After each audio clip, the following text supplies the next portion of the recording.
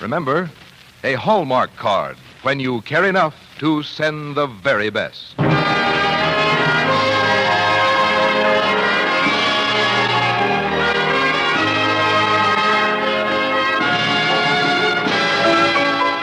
Tonight, from Hollywood, the makers of Hallmark greeting cards bring you Mr. Gene Herschel in Hans Christian Andersen's The Wild Swans on the Hallmark Playhouse.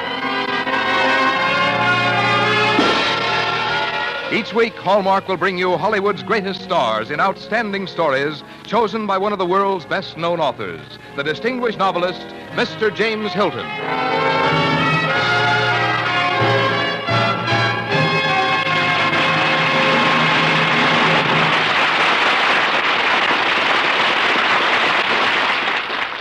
Good evening, ladies and gentlemen. This is James Hilton. Tonight on our Hallmark Playhouse, we are privileged indeed, for we shall not only tell a story that has endeared itself to generations, but we shall present it in the words and voice of the man best suited, by reason of his own endearing qualities, to pass that pleasure on to you. For this is the treat we have, a tale by Hans Andersen, told by Gene Herschel. Hans Andersen we all know as the Danish writer whose stories have entranced countless millions of readers of all ages. And Gene Herschel we all know as a great American who doesn't mind in the least being called a Great Dane. But there's more to it than this. Mr. Herschel translated these tales of Andersen from Danish to English, and I personally am very proud of the 2 volumes he presented me with some years ago. Mr. Herschel's labor of love took some 10 years, and is not only the latest translation of Hans Andersen, but is also the only complete one ever made. The story Gene will tell us is that very beautiful one, The Wild Swans. And now, Frank Goss, isn't it your turn to say something? For a Christmas greeting your friends will long remember, make your selections now from the complete Hallmark collection on display at the Friendly Store where you buy Hallmark cards. Whatever your taste, whatever your budget, you'll take special pride in sending Hallmark cards. And on the back of every one is the identifying hallmark that says, you cared enough to send the very best.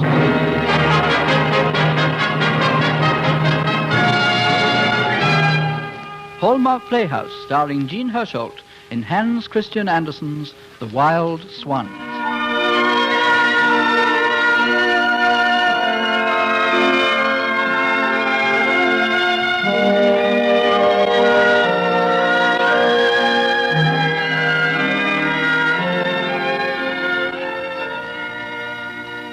Once upon a time, far, far away, where the swallows fly when we have winter, there lived a king who had 11 sons and 1 daughter, Elisa.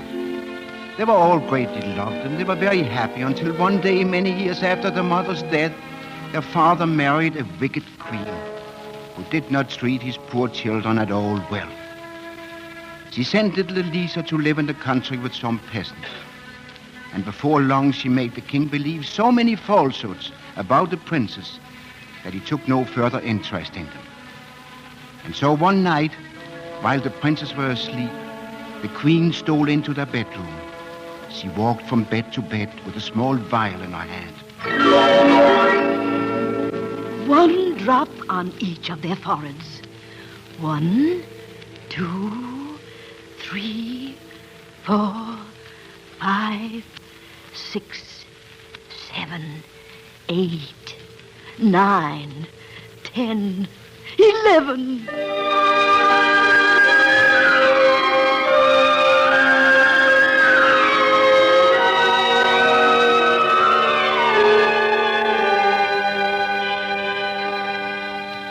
And so the queen transformed the princess into 11 magnificent swans.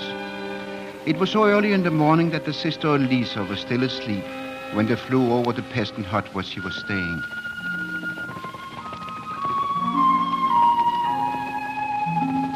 They hovered over the roof, crying loudly and craning their long necks and flapping their wings, but nobody saw them or heard them. And at last they were forced to fly on, high up near the clouds and far away into the wide world.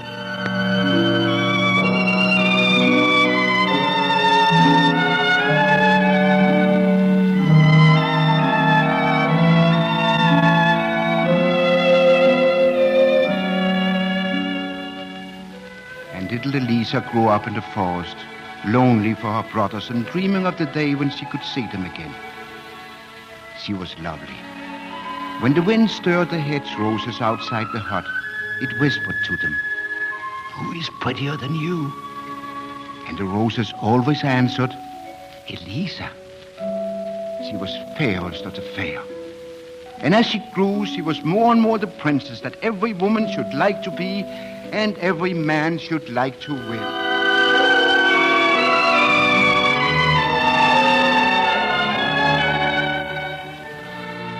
And then, one day, a traveler from her father's palace brought word of the disappearance of her brothers and warned her that she must never return to the palace or the queen would surely kill her. And so she left the hut and the peasants who had been kind to her and started out into the world in search of her brothers. By day, by night she wandered, and the birds guided her by day and the fireflies by night. It is hard to say how long she'd been wandering when she met the old woman. Good morning. Good morning. You're a long way from home. Yes, a long way. Sit down and rest a moment. You'll not find those you seek at this hour. You know whom I'm seeking. Have you seen 11 princes riding through the forest? No. But yesterday I saw 11 swans, all wearing golden crowns. They were swimming in a river not far from the sea. 11 swans. You've come a long and weary way. Have you still faith that you will find those that you seek? Yes, I'll find them, and I'll help them. I don't know how, but some way I'll find them and I'll help them. Then come with me, and I'll guide you to the river that will lead you to the sea.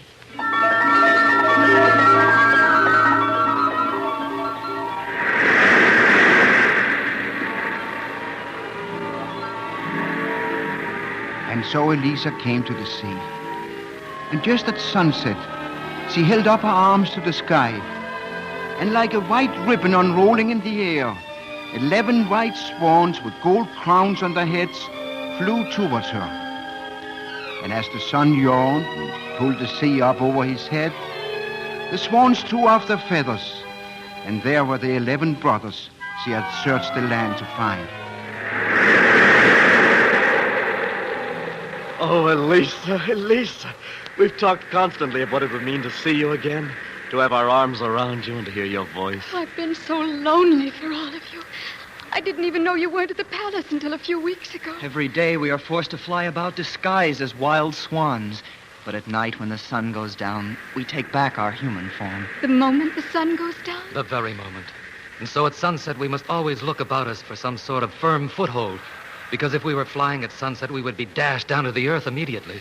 Do you live here? No, we live on the other side of this sea. On the other side? Yes, it's beautiful country, Elisa. Just as beautiful as this. But we must cross the ocean to reach it. You see, we're allowed to come here to our homeland only once a year. And we can only stay 11 days. It's our great sorrow and yet our only source of happiness to come here. When do you return? In the morning? I'll go with you. How can we take you? We have neither ship nor boat. We can carry her. Look, I can lift her with one arm.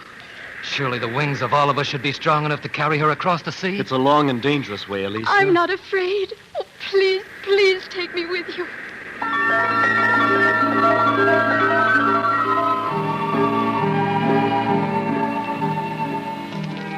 They spent the entire night making a net of pliant willow bark and tough rushes. When it was finished, Elisa lay down upon it and went to sleep. And when the sun rose and her brothers again became swans, they lifted the net in their bills and flew high up toward the clouds with it.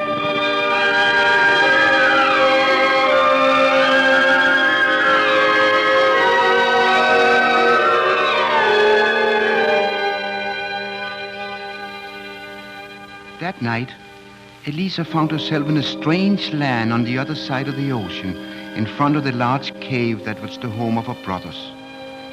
After they had eaten, they led her to the nook where she was to sleep. I've had many a wonderful dream on that bed, Elisa. We'll see what you dream of there tonight. I only wish I could dream how to set you free. That's the prayer of my life now, to set you free.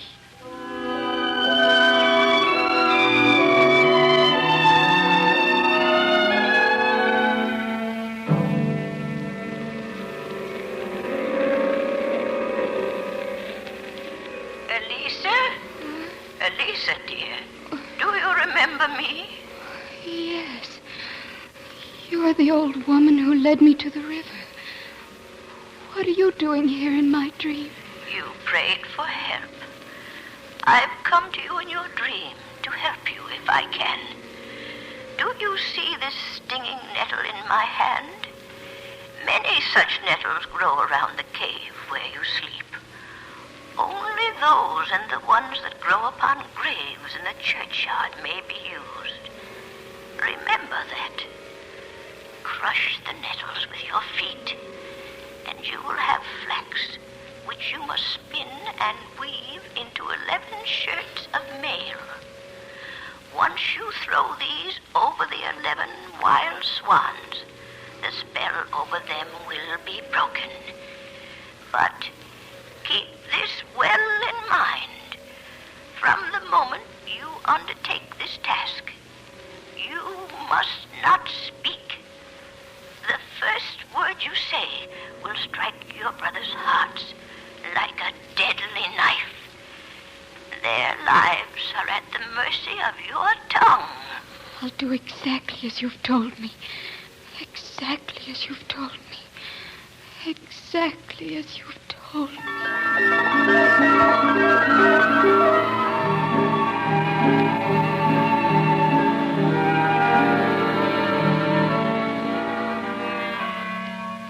The old woman touched Elisa's hand with nettles that burned like fire and awakened her. It was broad daylight, and close at hand, where she had been asleep, grew a nettle like those of which she had dreamed. She started to work immediately.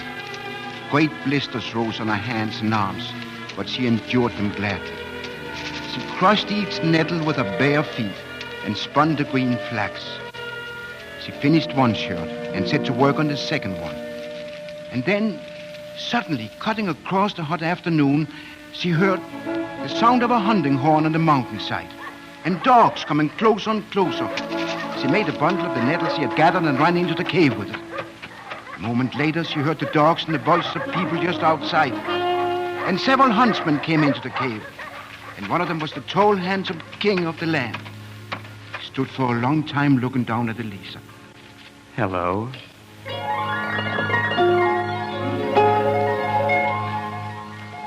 The king smiled down at her, waiting for her to say something. She was the most beautiful girl he had ever seen. Elisa stared at him wordlessly. Who are you? What are you doing here? Elisa shook her head. Her brother's deliverance and their lives depended on her silence. The young king held out his hands to her. If you're as good as you are fair, I'll put a golden crown upon your head and give you my finest palace to live in. Come. The young king picked Elisa up in his arms. She tried to fight him off with the bundles of nettles, but it was no use. He carried her out and mounted his horse with her in his arms. Great silent tears still falling from her eyes, but not one sob escaped her. Not one sound. My dear, don't you realize? No harm is going to come to you. I only want to make you happy. You're not my prisoner. I am yours.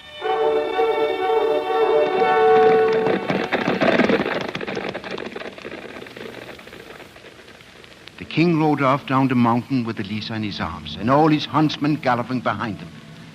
And at sundown, they rode into his splendid city.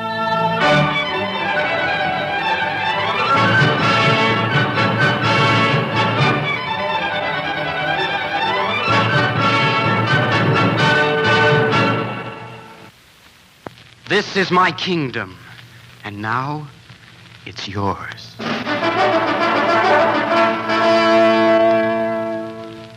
But Elisa's heart had raced back to the cave on the mountainside, and her anxious eyes were searching the heavens until her brothers could ride into their own kingdom. There could be no kingdom for her.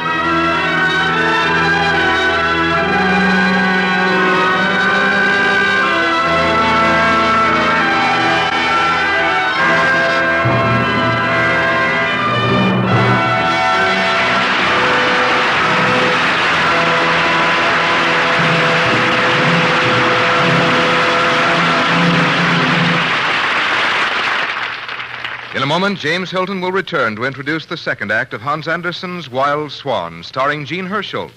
But first, wouldn't you like to have several boxes of assorted Christmas cards to have on hand for filling out your lists and to take care of last-minute additions? You'll find a complete array of Hallmark boxed selections to choose from at the friendly store where you buy your Hallmark cards. And just because they are Hallmark cards doesn't mean that they have to be expensive. For example, for only 50 cents, there's a box titled Christmas in the Country with 12 colorful Christmas winter scenes that would delight anyone. Then there is the Hallmark Family Box that contains 22 different Christmas cards for only $1. And there's a special box for the kiddies, so appealing they will want to keep a set themselves.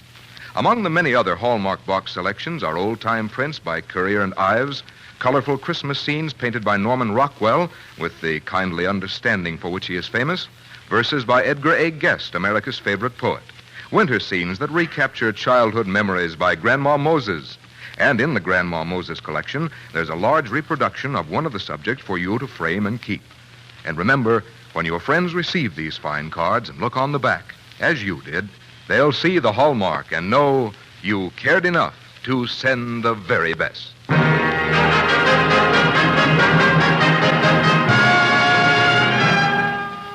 Now we continue with part 2 of Hans Andersen's The Wild Swans, starring Jean Hersholt.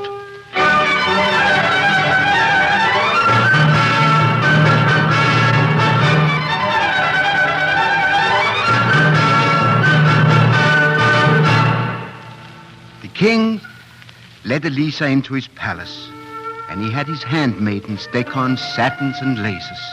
He put jewels before her and all the treasures of his kingdom. But nothing could make her eyes sparkle or her lips smile. And then, finally, the young king led her to a small room adjoining her bedroom. On the floor lay the bundle of flax she had spun from the nettles, and from the ceiling hung the shirt that she had already finished. When Elisa saw them, hope rose up joyously inside her, and she smiled. And then she went down on her knees and kissed the king's hand. He lifted her to her feet gently. My dearest, my darling, you're all I ever hoped to find on earth, or dreamed to find in heaven. Will you take my name, and my heart, and my kingdom? The king held out his arms to her, and Elisa looked into his eyes and saw a shining future.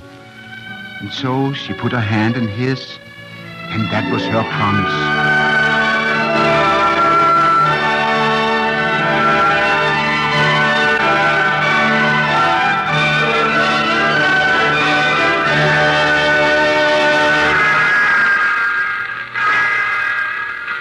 And the wedding bells rang for days and days and made the glory of the air. And 11 white swans flew over the city, their wings outstretched in benediction.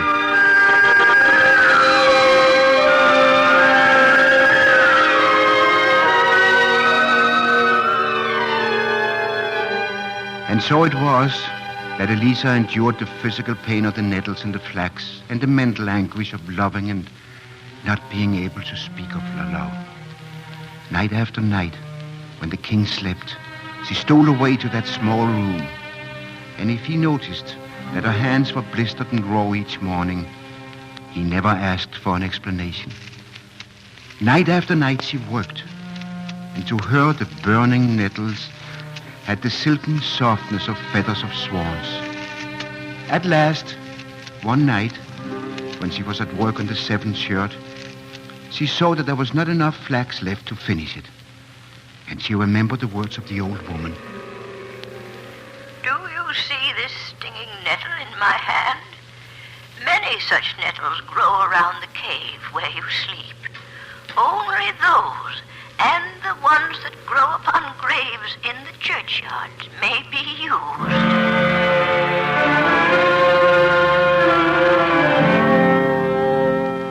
She wrapped a shawl about her and went out alone.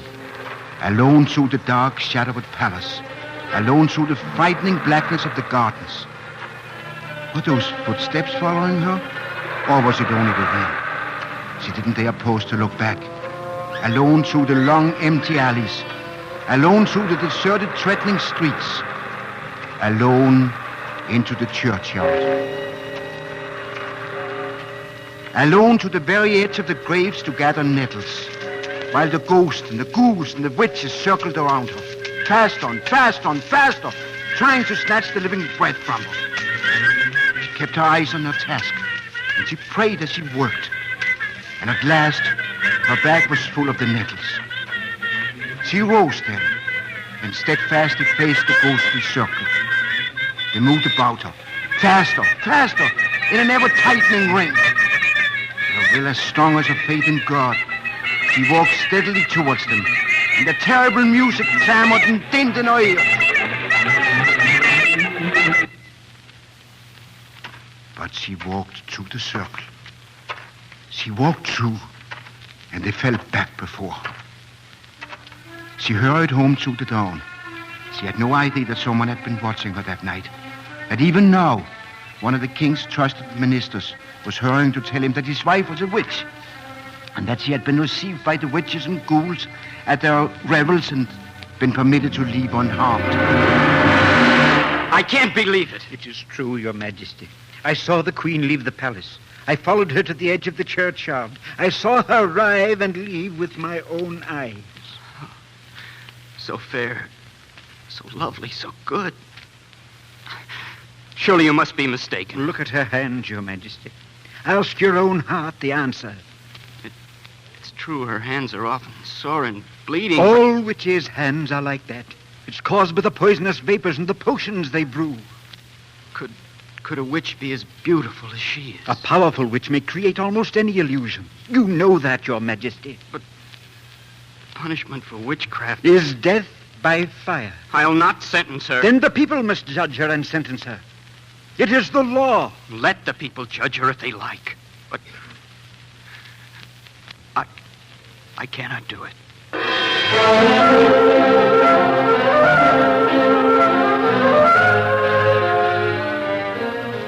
Let the people judge her, he said. And the people did judge her. They condemned her to die by fire. She was led from the royal halls to a dungeon. The jailer opened an iron door.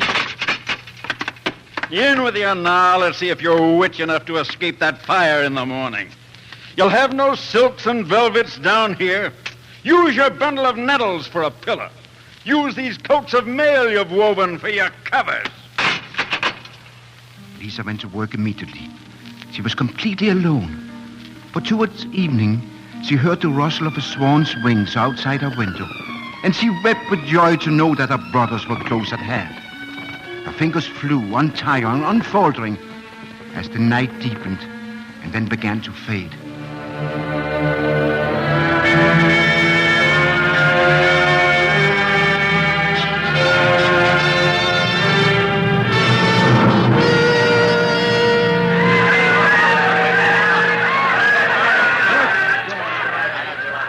The next morning, when Elisa was to be burned as a witch, all the townspeople came flocking to see her.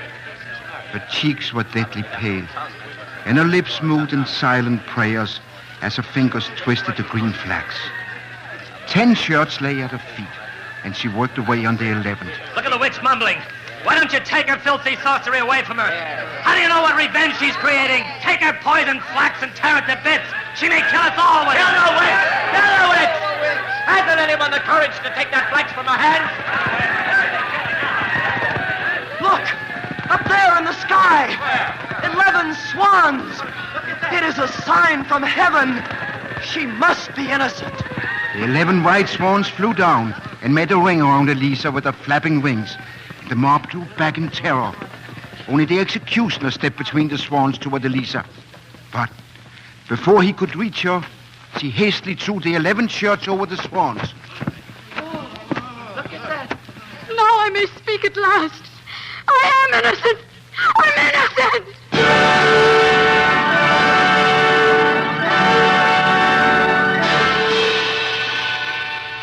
She is innocent indeed, said her eldest brother, and he told them all that had happened. And while he spoke, the scent of roses filled the air, for every piece of wood that they had piled up to burn her was suddenly covered with red, fragrant roses. And at the very top, a single pure white flower shone like a star. The king cut it and put it in Elisa's hand. My queen, my wife. My darling. I loved you the first moment I saw you. And I will love you forever. And so the 11 princes went back to claim their kingdom. And the king picked up Elisa and rode back with her once again to the city. And all was joy and happiness and celebration. And as was the custom in those days, they lived happily ever after.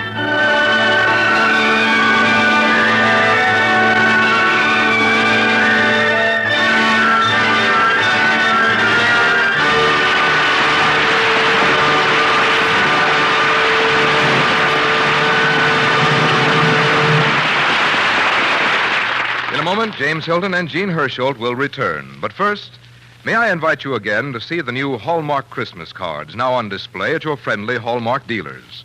If you prefer to select cards to fit each one on your list individually, you'll find a Hallmark card that says just what you want to say, the way you want to say it.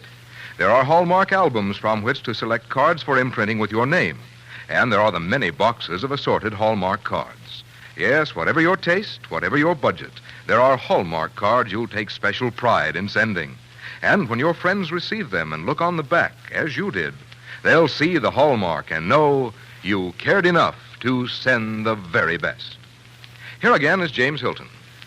It surely has been a great pleasure to have you with us tonight, Jean Hersholt, and I think all our listeners will agree that your presentation of that great story recaptured those wonderful moments of childhood that Hans Christian Andersen intended even for us grown-ups. Thank you, Mr. Hilton. It's a pleasure to be here and to work with you Hallmark people. You see, I believe we have more than a little in common. Frankly, I get tremendous enjoyment from working with these stories for children, just as I'm sure that you folks at Hallmark must get a great deal of satisfaction from knowing that those wonderful dolls of the nations and your dolls from the land of make-believe give children so much fun and education. Yes, I believe we have both aiming at the same thing, a world of happy children. Thank you again, Mr. Hersholt. You're welcome anytime. We have open house here every week. And our story next Thursday is adapted from the work of the great humorist Stephen Leacock. It's entitled My Financial Career. It will be of special interest to everyone because it's a lesson in how to handle money. And we are particularly fortunate in having as our guest a man who has a deep love and a great respect for all matters monetary, that eminent authority on finance, Mr. Jack Benny. So be sure to be with us on the Hallmark Playhouse next week for Jack Benny in My Financial Career. Until next Thursday, then, this is James Hilton saying good night.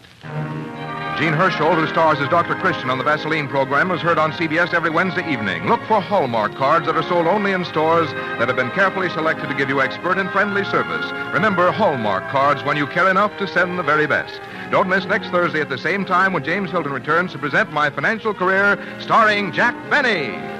This program came to you from the Hallmark Playhouse. This is CBS, the Columbia Broadcasting System.